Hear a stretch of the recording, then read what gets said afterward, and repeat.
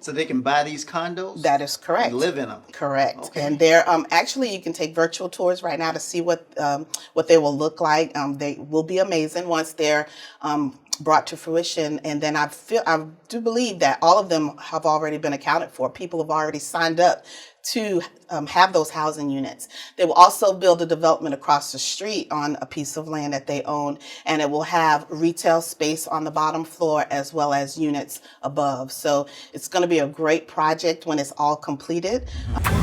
Welcome to the Southside Show, your local news and information source for Atlanta's South Side. Welcome to the Southside Show. I'm your host, Artie Jones III. Each week, we shine the spotlight on the Southside's rich culture and colorful history, which has a global effect on faith, economy, politics, and technology. The Southside Show will introduce you to talented individuals, visionary leaders, innovative entrepreneurs, and game changers that make a Southside strong. Joining us today is Renee Coakley, who serves as the Main Street Manager for the City of College Park. Renee joined the City of College Park in 2018.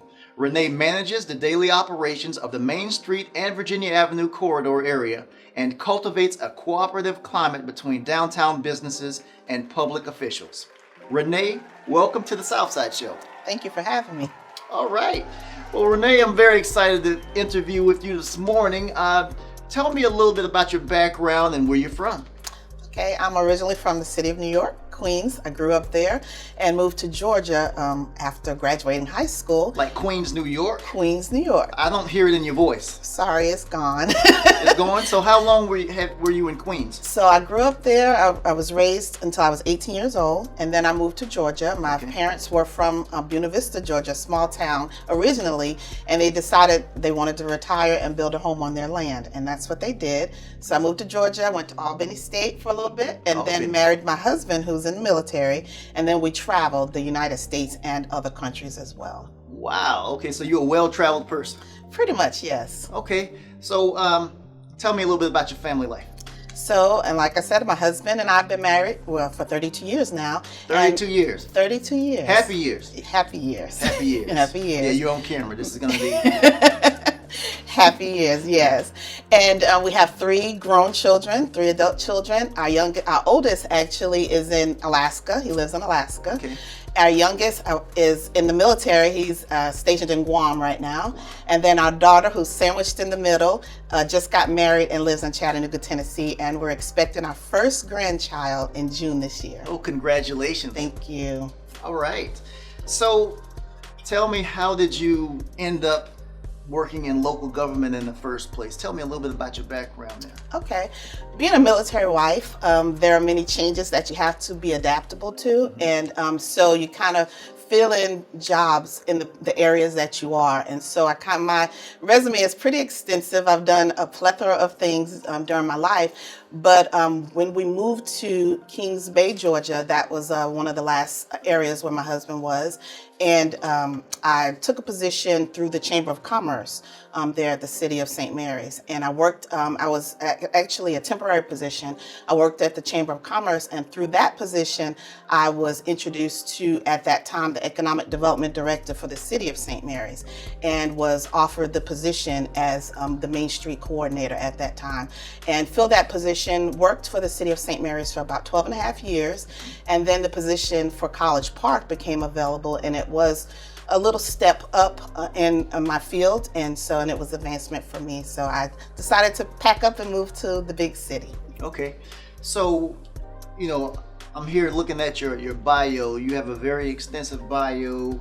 You worked with a couple of different cities, but you have all kinds of credentials and all kinds of awards and things of that nature. Tell me, what about Main Street attracts you the most in economic development? Well, working with the businesses in the Main Street corridor, specifically here in College Park, it is such a benefit to be a part of the bigger picture, to see a business advance, to start off with a small space and be able to grow into something bigger, or to advance their number of employees, or any part of that change, and to play a role in that is very rewarding for me. I love to be a part of the bigger pictures of making projects come to fruition. We'll probably talk about some of those projects a little later, but that itself is most rewarding for me. Okay. So let's fast forward to you arriving here in College Park in 2018. I hear about College Park all the time. It seems like you're knocking it out of the park over and over again. You have so many different great projects, great restaurants. Tell me about the placemaking initiatives that you're involved with. I saw a huge mural. It's probably the largest mural I've seen, I guess, in the Atlanta metro area. Definitely. Placemaking is a buzz right now all over the state of Georgia and actually the United States. It's making your place home and bringing art into the community and different initiatives as such. It really transforms a place. And so the wall that you're talking about in particular, a mural has been planned per se for that wall for several years. And I really feel very rewarded by being a part of having that come to fruition. The artist that did that mural said this was his largest mural. It is actually featured on the Georgia Mural Trail and a couple of other mural destinations, so you can actually go online and follow those areas and see where different murals are. And so that was a great plan and a project to work on, and it did take a while, but we did bring it to fruition. And we had state representatives that even participated in painting the mural, so it was a great community project as well. We also have several other murals that have sprung up in the area since we've started this. And you talk about the position of Main Street Manager, but I don't take credit for any of it. There is a team that I do have a Main Street board. I have a crew of volunteers that are always looking for work. So I really value all the input from everyone that surround me, but I'm very proud of the accomplishments we've made so far in College Park. Yeah, I know, working with a Main Street organization, you work with a lot of volunteers. It's one thing if you're paying someone, but you have a special gift in being able to work with volunteers and have them to really participate and bring a lot of these projects to fruition. Can you talk to me about Project Iron? There was a lot of buzz in the area about this particular project. Yes, so the ION project will be something amazing for the community. The United Methodist Church that sits right off of Main Street in College Park. Historic church, right? The historic church, over 100 years old, yes. And their membership, of course, has taken a decline over the past years. A lot of parishioners have aged out. And then with COVID, of course, that forced a lot of people to not return back to the church in person. So the church leaders were looking for creative ways to transform that area. They have a lot of land as well. And so they have taken other partners and are creating artist spaces. The back area of the church will be transformed into condos for artists and or even so they can buy these condos. That is correct. And live in them. Correct. Okay. And they're actually you can take virtual tours right now to see what they will look like. They will be amazing once they're brought to fruition. And then I do believe that all of them have already been accounted for. People have already signed up to have those housing units. They will also build a development across the street on a piece of land that they own, and it will have retail space on the bottom floor as well as units above. So it's going to be a great project when it's all completed. We're looking forward to having them in the community as well. These areas will be lower cost than some of the housings that are in the area. So they would be much more affordable for maybe some of our city employees as well as artists who may be struggling and don't have the income of the $400,000 to $500,000, $600,000 homes. So. Right. Well, that's great. That's a great, I guess, live, work, play community. You got your mixed income housing, you got your owner occupied housing, you have your retail, and then you have your outdoor space for events and things of that nature. That's a great project, and it's really good that you could utilize an older church instead of selling it to a developer and tearing it down. You guys are renovating it and using it for a higher and better use, but at the same time it can still be used as a church. Adaptive reuses, that's our game changer in the economic development field. Yeah, I noticed that when you arrived here in College Park, one of the first things you did as a Main Street manager is you had a strategic planning session. And you came up with a 5-year plan for the Main Street area. Could you talk to us about that, please? Definitely. So when I was brought on in 2018, there were a lot of vacant storefronts, as you may recall. A lot. And so my goal was to get those vacant storefronts filled. And I feel like we've pretty much accomplished that. We have very low vacancy rate currently on Main Street. So that was definitely at the top of the priority list at that strategic planning session. But also to create a place that is more walkable, more user-friendly. There were a lot of people that wanted things to do other than just come to the area. They wanted to have something to do afterwards. So now we've built that atmosphere of, nightlife. We have, there's a different element, a different feel right now. And so there's things to do, not just to come have a bite. You can go listen to some jazz at ATL, or you can go to Virgil's and have that party scene with some live music. So there's a variety of different things to do now. And we've met those challenges for the 5 years. Yeah. And speaking of challenges, COVID hit us about 2.5 years ago now, and it has really had an impact on businesses per se, especially in the downtown area. But tell me about the initiative about the parklets. Explain to us what parklets are and exactly what City of College Park has done and the Main Street organization has done to accommodate those businesses on Main Street. Definitely. So COVID hit a lot of communities pretty hard, but gratefully College Park, our Main Street area, we actually took on a lot of new businesses during COVID, which was a blessing. But 3 of those restaurants that sit right on Main Street, they suffered some challenges because they didn't have an area that could be transposed for outdoor dining, or they had limited indoor seating when the CDC said that you had to be a certain feet apart from the next restaurateur. So an idea came about on our Facebook page that we should create outdoor dining. And the Main Street Board, we just took it and ran with it, and we created what's now called the College Parklet. And it's an outdoor dining area that we actually did a crowdfund and raised a large bulk of the money for. And we created this area for the 3 restaurants to enjoy, as well as other people just visiting the community. So it was a great, successful project. The businesses love it. Their patronage actually went up even at the tail end of COVID, even though we're still in COVID. But as the numbers were diminished for that spacing, people still wanted to be outside. There were still people that didn't feel comfortable with being inside and things like that. So having the parklet available was a great advantage for those businesses. Yeah, I mean, I've actually heard where some of those businesses that their sales actually went up during correct. COVID due to the outdoor space. You were taking these unused parking spaces and you created outdoor dining, which is great.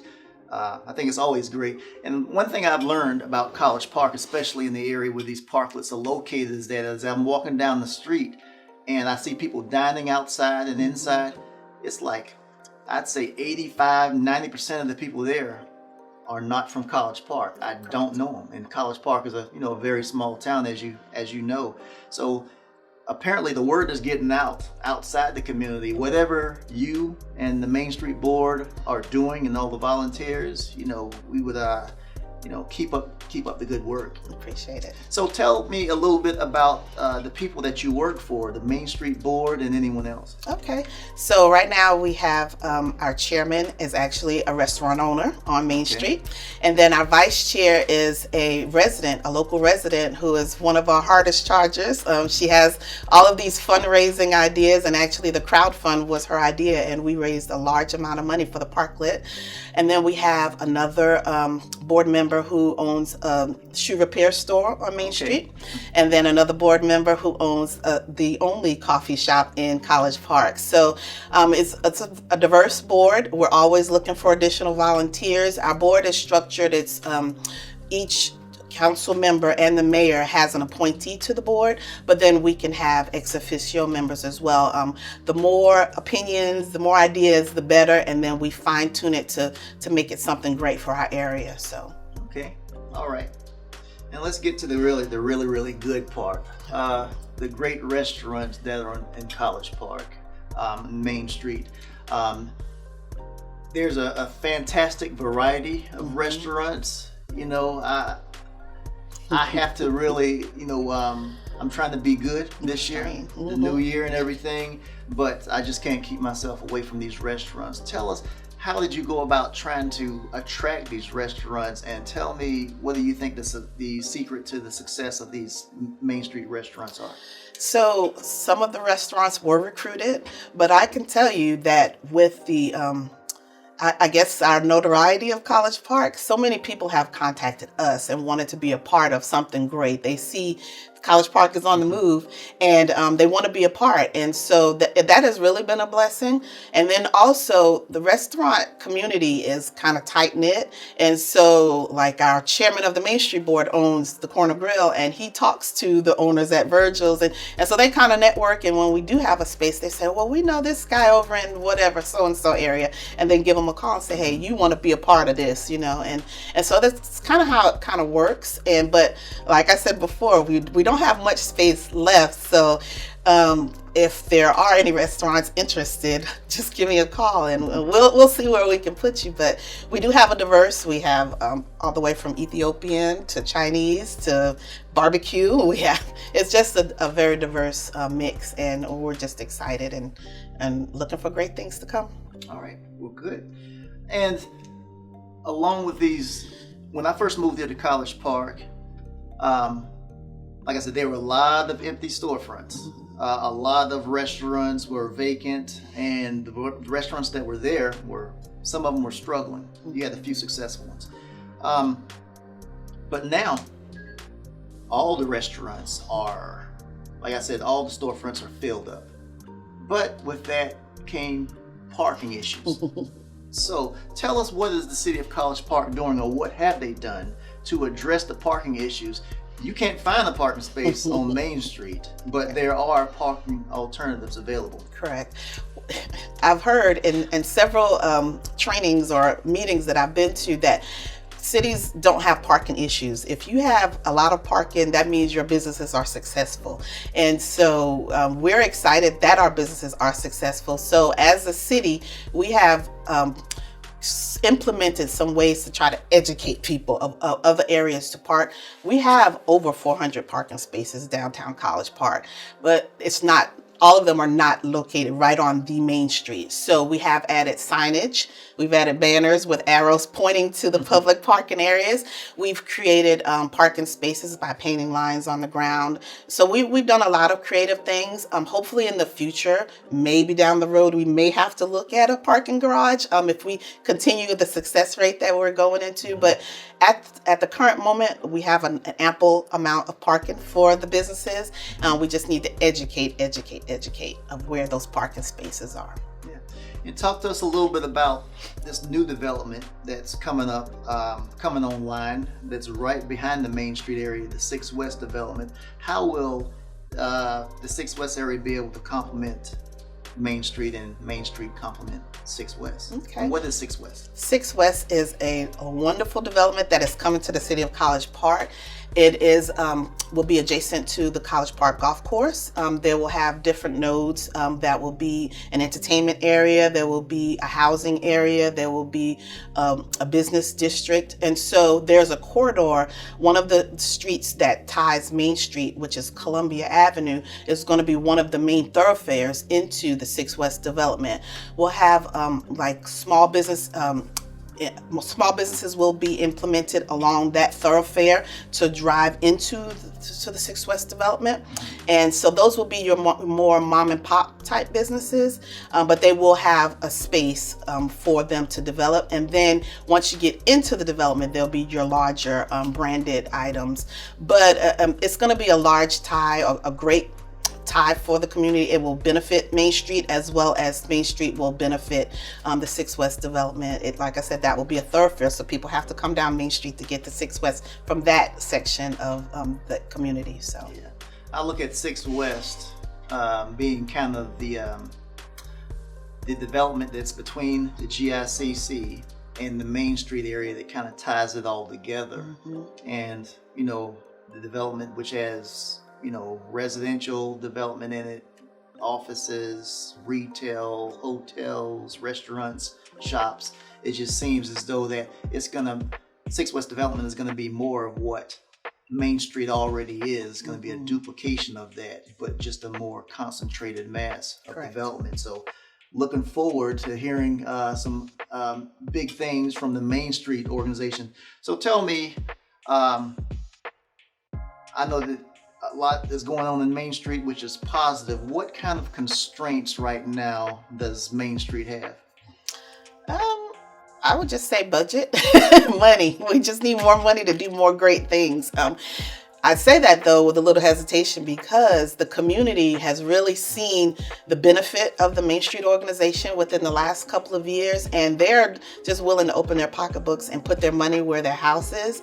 And so I don't really see that as a constraint anymore. It was starting off, but I really don't know. Other than parking, and like I said, those are good issues to have right now because our businesses are thriving. I really don't see a lot of constraints right now. We're making some positive strides with the implementation of placemaking initiatives, and we've ramped up our events that we're having. So those are getting people outdoors. Even in the midst of COVID, we're able to have some things that have the community be able to social distance, but to have a good time. So right now we're just on a positive move. Okay. And if someone is interested in finding out about any business opportunities locating on the Main Street of Virginia Avenue corridor, how would they go about getting that type of information? I would love for them to email me at rcoakley@collegeparkga.com. They can go to the Main Street website, which is cpmsa.org, or they can go to the city website as well. We're always available by phone, email, social media. We have a Facebook page as well as an Instagram page. I always respond to emails and phone calls, so we're always available and willing to help. All right. Well, there's, like I said, the thing I like about College Park's Main Street is that it has such a variety. You have spas there. I recently had my teeth done at the dentist's office on Main Street in downtown College Park. Of course, your restaurants. If you want to get your taxes done, a CPA, it's just a number of different businesses there. So the variety is great. This is one of the few communities that I've worked in where I can actually say that I invest a lot of money into downtown College Park because those funds are reinvested over and over again from local businesses versus going out to your big box retailers. Correct. I like to say downtown College Park, it's all right here. All right. Well, thank you, Renee. We appreciate you for all that you're doing here on the South Side. Keep up the good work. And we look for bigger and better things from you in the future. And this is a wrap, folks. My time is up. I'm Artie Jones, your host of the Southside Show, bringing you the latest and the greatest that the South Side has to offer. And if you don't remember anything else, remember this. Don't sleep on the South Side.